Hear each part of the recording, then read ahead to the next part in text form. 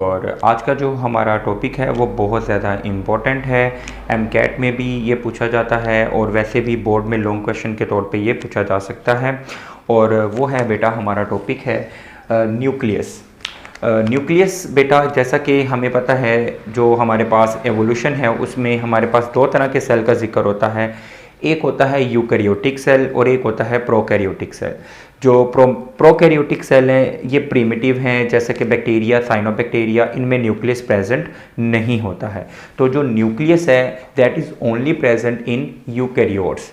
लेकिन बेटा यूकैरियोट्स हैं, हमारे पास रॉबर्ट वटीकर का जो 5 क्लासिफिकेशन सिस्टम था उसमें मोनेरा था, उसको छोड़ के बाकी 4 के 4 जो किंगडम हैं वो सारे यूकैरियोट्स वाले हैं, जिनमें प्रोटिस्टा है, जिनमें फंजाई है, एनिमीलिया है और प्लांट्स हैं। इन तमाम में ये न्यूक्लियस है वो प्रेजेंट होता है। उनकी प्लेस है, उनकी जो पोजीशन है वो डिफरेंट हो सकती है, लेकिन जितने भी यूकैरियोट्स हैं उन तमाम में ये न्यूक्लियस है ये प्रेजेंट होता है।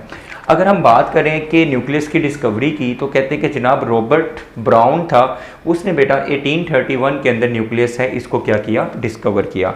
जैसा कि मैंने बात बताई आपको that is present only in eukaryotes. तो यूकैरियोट्स सब के सब यूकैरियोट्स में ये न्यूक्लियस है ये प्रेजेंट होता है। हम यहाँ पे बात करेंगे एनिमल्स के सेल की और प्लांट के सेल की। कहते हैं जनाब एनिमल्स के अंदर जो ये न्यूक्लियस होता है ये सेंटर में प्रेजेंट होता है। एनिमल का एक सेल है, लेट्स सपोज दैट हम कहते हैं ये एनिमल का सेल है, तो कहते हैं उसके सेंटर में क्या प्रेजेंट होता है, न्यूक्लियस प्रेजेंट होता है। अगर हम प्लांट्स की बात करते हैं तो कहते हैं जनाब ये जो प्लांट्स हैं प्लांट्स में होता तो सेंटर में ही है, होता सेंटर में है, बाद में बेटा क्या होता है साइड एरियाज पे चला जाता है। जैसा कि अगर हम बात करें ये प्लांट का सेल है सपोज करते हैं तो होता ये शुरू में सेंटर में है, लेकिन क्योंकि लार्जर वैक्यूल है, मैं अगर यहाँ पे ड्रॉ करूँ तो यहाँ पे क्या होता है लार्जर वैक्यूल है वो सेंट्रल पोजीशन पे आ जाता है, जिसकी वजह से न्यूक्लियस है वो कहाँ पे चला जाता है, साइड पेरिफेरल साइड किनारों वाले एरिया में मुंतकिल हो जाता है। तो इसका जो वैक्यूल होता है, वैक्यूल एक्चुअली क्या करता है रिमेनिंग साइटोप्लाज्म को और न्यूक्लियस को साइड किनारों वाले एरिया पे मुंतकिल कर देता है। तो ये इनकी पोजीशन है, बड़ी इंपॉर्टेंट है, ये आपको रिमेंबर रखनी है, याद रखनी है। नेक्स्ट बेटा बात कर रहे हैं कि न्यूक्लियस है that is only visible when the cell is not dividing. यहाँ पे दो इंपॉर्टेंट चीज़ें हैं। हमारे पास एक वर्ड है क्रोमोसोम, हम इसमें डिस्कस भी करेंगे, न्यूक्लियस का ही वो कंपोनेंट है। कहते हैं जनाब वो विजिबल होता है जब सेल डिवाइड करता है, लेकिन उसके बरक्स है यहाँ पे बेटा न्यूक्लियस। कहते हैं कि न्यूक्लियस सिर्फ और सिर्फ तब विजिबल होता है जब सेल है वो बेटा डिवाइड नहीं कर रहा होता। अब हमारे पास एनिमल्स के और प्लांट्स के सेल्स हैं, फिर मैंने आपको बताया ये प्रोटिस्टा के अंदर भी है, फिर मैंने आपको बताया ये फंजाई के अंदर भी प्रेजेंट है। तो इसी लिहाज से बेटा वो कहता है कि ये मोनोन्यूक्लिएटेड सेल भी होता है, ऐसा सेल जिसमें एक न्यूक्लियस है। हमारे पास ज़्यादातर जो प्लांट्स और एनिमल्स के सेल हैं वो कौन से होते हैं, मोनोन्यूक्लिएटेड होते हैं। दूसरी बात बता रहा है बेटा बाई न्यूक्लिएटेड। बाई का मतलब क्या होता है कि जिनमें 2 न्यूक्लियस प्रेजेंट होते हैं, और ये बेटा इसकी एग्जाम्पल है पैरामीशियम। तो जो पैरामीशियम होता है उसका यानी कि प्रोटिस्टा आ गया यहाँ पे, प्लांट और एनिमल ऊपर डिस्कस कर लिया, प्रोटिस्टा है उसमें बेटा क्या होते हैं बाइन्यूक्लिएटेड, 2 न्यूक्लियस प्रेजेंट होते हैं। फिर बेटा वो कह रहा है कि मल्टी न्यूक्लिएटेड में न्यूक्लियस है 3 से 100 और मोर नंबर इनका हो सकता है, और ये फंजाई और दूसरे जो यूकैरियोट्स हैं उनके अंदर ये प्रेजेंट हो सकता है। तो मोनोन्यूक्लिएटेड सेल्स भी हैं, बाइन्यूक्लिएटेड सेल्स भी हैं, इसके साथ साथ मल्टी न्यूक्लिएटेड सेल्स भी हैं, प्रेजेंट होते हैं। नेक्स्ट अगर हम बात करें कि न्यूक्लियस की शेप की तो वो कहते हैं कि इनकी शेप इरेगुलर भी हो सकती है और इसके साथ साथ ये स्फेरिकल फॉर्म में प्रेजेंट होते हैं। कंपोनेंट्स की अगर हम बात करें तो क्या क्या चीज़ें हैं जो न्यूक्लियस के अंदर बेटा प्रेजेंट होती हैं, तो कंपोनेंट्स में बेटा सबसे पहले इसका है क्रोमाटिन। तो न्यूक्लियस में बेटा क्रोमाटिन प्रेजेंट होता है। ये क्या होता है, एक्चुअली क्रोमोसोम्स हैं, हम इसको डिस्कस भी करेंगे। नेक्स्ट है बेटा इसमें सोल्यूबल पार्ट है, इसका सोल्यूबल सैप है जिसको हम नाम देते हैं न्यूक्लियोप्लाज्म। इसके साथ साथ इसमें डीएनए है, आरएनए है, प्रोटीन्स हैं और इंजाइम्स हैं। ये बेटा एमसीक्यूज में शॉर्ट में बड़ा इंपॉर्टेंट है, ये आपने याद रखना है कि कंपोनेंट्स कौन कौन से हैं इसके। नेक्स्ट बेटा है इसके पार्ट्स। तो कहता है जनाब जो न्यूक्लियस है इसके 4 पार्ट्स होते हैं, न्यूक्लियर मेम्ब्रेन है, न्यूक्लियोलस है, न्यूक्लियोप्लाज्म है और कौन से हैं जनाब इसके क्रोमोसोम्स हैं। अब हम इनके पार्ट्स की डिटेल है एक एक करके स्टडी करेंगे। सबसे पहले बात करते हैं तो न्यूक्लियर मेम्ब्रेन की। ये जैसा कि मैंने यहाँ पे डायग्राम में शो किया हुआ है कि ये देखें, ये मैंने यहाँ पे डबल मेम्ब्रेन आपको शो की हुई है। ये आपके पास कौन सी है जनाब, ये इसकी आउटर मेम्ब्रेन है और सिमिलरली इनसाइड है ये इसकी कौन सी है, इनर मेम्ब्रेन है। सिमिलरली अगर हम बात करें, ये था जनाब एक सेल के अंदर था न्यूक्लियस, कहता है इसका क्रॉस सेक्शन लेके अगर आपको यहाँ पे शो किया जाए तो ये देखें, इसका कहता है ये इसकी कौन सी आ गई, ये इसकी आउटर मेम्ब्रेन आ गई, और इसके साथ साथ ये वाली जो है इसकी, ये कौन सी होगी, इसकी इनर मेम्ब्रेन होगी। तो जो न्यूक्लियस होता है इसकी एक्चुअली दो मेम्ब्रेन होती हैं, एक डबल मेम्ब्रेन होता है, एक आउटर होती है और दूसरी कौन सी होती है, इनर मेम्ब्रेन होती है। कहते हैं जनाब जो आउटर मेम्ब्रेन है that is continuous with endoplasmic reticulum. किस तरह से जनाब कंटिन्यूस होती है, ये देखिएगा जनाब, ये हमारे पास सेल है, ये हमारे पास सेल का न्यूक्लियस है, और इसके साथ साथ जनाब यहाँ पे कहते हैं कि जनाब एक एंडोप्लाज्मिक रेटिकुलम का नेटवर्क होता है। तो न्यूक्लियर मेम्ब्रेन है जो आउटर होती है that is continuous with endoplasmic reticulum, जबकि कहते हैं कि जो इनर मेम्ब्रेन है उसके अंदर क्या होते हैं, न्यूक्लियर कंटेंट होते हैं, और वो न्यूक्लियर कंटेंट के बारे में हम बात कर चुके हैं। क्रोमाटिन है, न्यूक्लियोप्लाज्म, डीएनए, आरएनए और प्रोटीन एंजाइम्स वगैरह हैं वो इसमें प्रेजेंट होते हैं। नेक्स्ट अगर हम बात करें, कह रहे हैं कि जनाब इनकी जो न्यूक्लियर मेम्ब्रेन है इसके ऊपर क्या प्रेजेंट होते हैं, न्यूक्लियर पोर्स भी प्रेजेंट होते हैं। तो ये वाले जो स्ट्रक्चर्स हैं these are called as nuclear pores, इनको बेटा हम न्यूक्लियर पोर्स का नाम देते हैं। अब कहते हैं कि जो न्यूक्लियर पोर्स है ना, इनका नंबर डिफरेंट होता है। हमारे पास ना दो तरह के सेल्स होते हैं, एक होते हैं बेटा अनडिफरेंशिएटेड सेल्स और एक होते हैं बेटा डिफरेंशिएटेड सेल्स। अनडिफरेंशिएटेड सेल्स ऐसे सेल्स होते हैं जिनका अभी मंजिल मकसूद नहीं हुई होती, मतलब इन्होंने अपनी फाइनल डेस्टिनेशन है वो इनकी नहीं हुई होती, मतलब इनको अभी नहीं पता है व्हाट विल दे डू, अभी इनकी फर्दर मैच्योरेशन होनी होती है, उनको हम अनडिफरेंशिएटेड सेल्स कहते हैं। जैसा कि एग सेल है, वो एग सेल क्या है, अनडिफरेंशिएटेड सेल।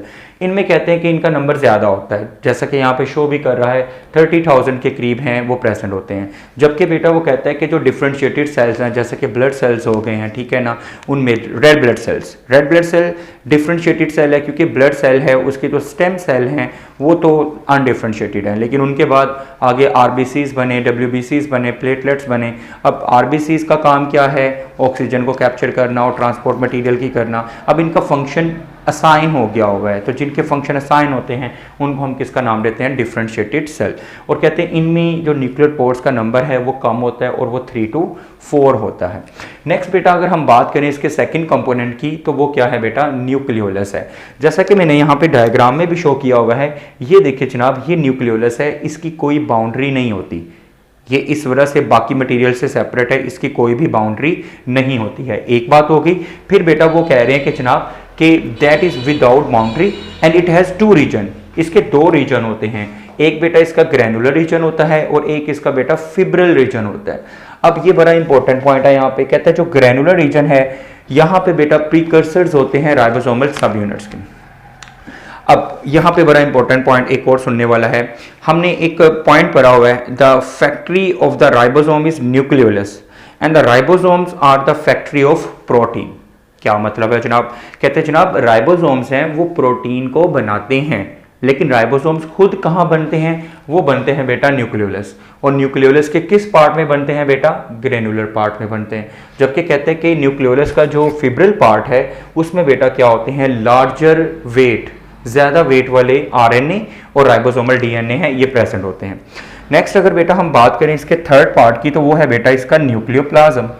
एक्चुअली क्या है, हमारे पास सेल है, सेल में 2 तरह का कंटेंट होता है, एक होता है cytoplasm, the material which is present between cell membrane and nuclear membrane that is called cytoplasm, and the material which is present inside the nucleus that is known as nucleoplasm and it contain enzymes। इसके पास बेटा वो वाले enzymes हैं that will form DNA and RNA, जिन्होंने क्या बनाना होता है, DNA बनाना होता है और RNA की फॉर्मेशन करनी होती है।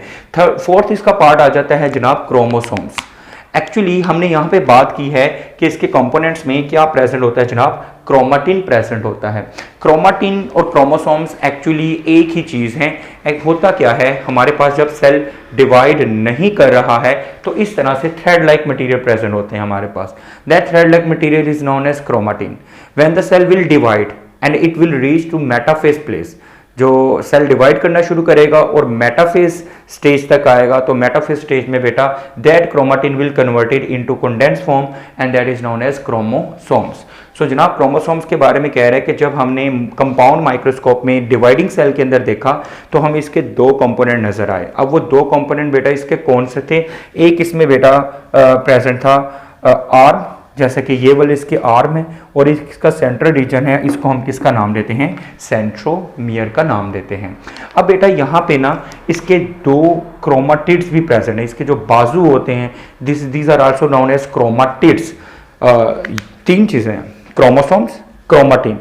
क्रोमोसोम और क्रोमाटिन एक ही चीज है, इनकी कंपोजिशन एक जैसी ही है, उनकी भी है, ठीक है, लेकिन एक्चुअली नॉन डिवाइडिंग स्टेज में क्रोमाटिन है, और जब सेल डिवाइड कर रहा होता है तब क्या हो जाते हैं? ये क्रोमोसोम है। और जबकि इस क्रोमोसोम के जो बाजू होते हैं जो सेंट्रोमियर के साथ अटैच होते हैं, these are known as chromatids. अगर हम क्रोमोसोम्स की बेटा कंपोजिशन की बात करें, ये किससे मिलके बने होते हैं? दो चीजों से मिलके बने होते हैं।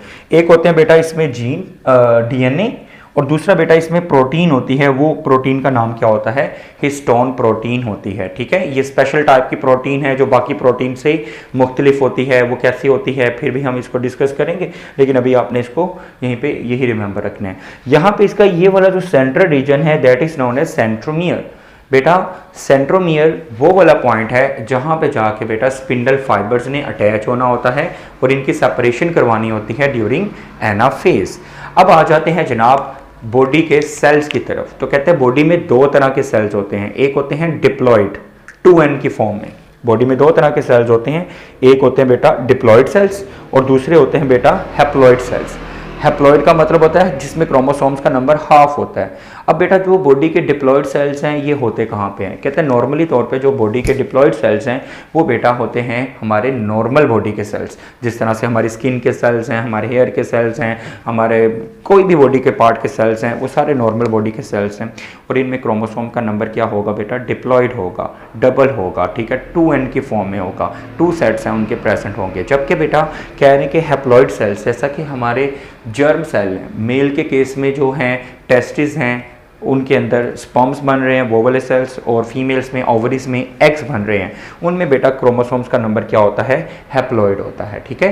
तो ह्यूमन की अगर हम बात करें तो ह्यूमन में बेटा जो नॉर्मल बॉडी के सेल्स हैं उनमें क्रोमोसोम का नंबर कितना होता है? 46 होता है। जबकि हैप्लॉइड जर्म सेल्स में इनका क्रोमोसोम का नंबर रिड्यूस कर जाता है और वो कितना हो जाता है?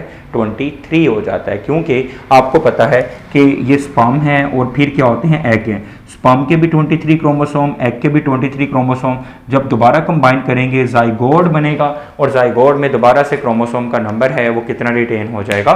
46 है, वो क्रोमोसोम का नंबर रिटेन हो जाएगा। अगर हम बेटा इस डायग्राम पे गौर करें तो ये देखिएगा मैंने इसकी आउटर मेम्ब्रेन शो की है, ये इनर मेम्ब्रेन है, ये हो गए बेटा इसके न्यूक्लियर पोर्स हो गए। इसके साथ साथ यहाँ पे भी ये क्या है? इसका न्यूक्लियोलस है, और ये बेटा इसका सारा लिक्विड, और इसके अंदर क्या प्रेजेंट है? क्रोमाटिन्स, ठीक है। और क्रोमाटिन कंडेंस होने के बाद क्या बना देंगे? क्रोमोसोम्स। यहाँ पे बेटा एमकेट का बड़ा इंपॉर्टेंट क्वेश्चन है। वो कहते हैं कि जो क्रोमोसोम का नंबर है वो स्पीशीज़ के अंदर कांस्टेंट है, यानी कि जो नॉर्मल ह्यूमन बींग्स हैं उन तमाम नॉर्मल ह्यूमन बींग्स की जो स्पीशीज़ है इनमें क्रोमोसोम का नंबर 46 है डिप्लॉइड सेल्स में और 23 है हैप्लॉइड सेल्स के अंदर। अब एबनॉर्मेलिटी की बात नहीं हो रही, जितने भी दुनिया में ह्यूमंस हैं सब में क्रोमोसोम का नंबर सेम है। सिमिलरली जितने भी रैट हैं, कैट हैं, डॉग्स हैं, फिश हैं, इन तमाम में अपना अपना क्रोमोसोम का नंबर है और वो बेटा क्या होता है? कांस्टेंट होता है। अब क्योंकि बेटा अगर हम इसके फंक्शन की बात करें तो फंक्शन में ये है क्योंकि बेटा इसमें न्यूक्लियस में क्रोमोसोम्स प्रेजेंट हैं और इन क्रोमोसोम्स के ऊपर एक्चुअली क्या प्रेजेंट होती हैं? जीन्स प्रेजेंट होती हैं। और जीन्स आपको पता है यूनिट ऑफ इनहेरिटेंस, और इनहेरिटेंस क्या होता है? The transfer of the genetic character from one parent from parents to their offspring, यानी कि एक जनरेशन से दूसरी जनरेशन तक जो जेनेटिक कैरेक्टर हैं वो ट्रांसफर करने होते हैं। तो it's mean that nucleus that play very important role for the transfer of the genetic information. तो जनाब ये था हमारा आज का topic. Thank you so much. Allah.